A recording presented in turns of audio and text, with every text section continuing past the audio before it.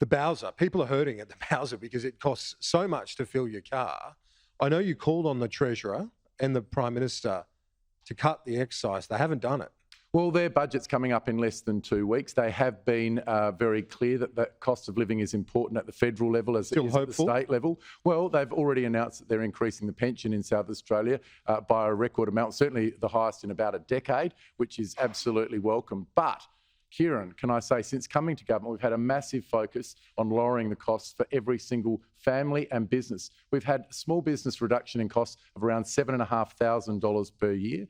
For average family, more than $1,000. We've lowered energy prices, water prices, car registration, emergency services level. Fuel is not. There are lots. Reiterate your call to the Treasurer.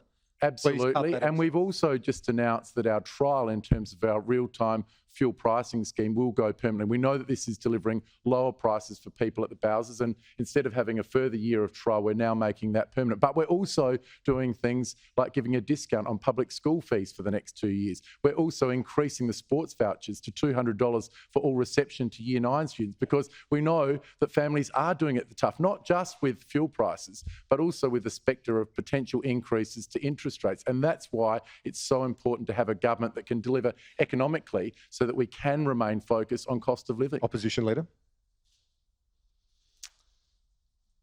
I think Australians are sick of hearing politicians promise that they're going to reduce the prices of groceries. They're going to reduce the prices of petrol. Never happens. The Premier doesn't control the petrol price. If I become Premier, I'm not going to control the petrol price. And an app telling us what the price up the road isn't going to change what Vladimir Putin is doing in Russia. So let's just be honest about it. Governments and politicians don't control groceries or fuel prices. But energy which begs and water, the question, and water, we do control, and we've dropped them both. This is becoming a theme, the interruptions.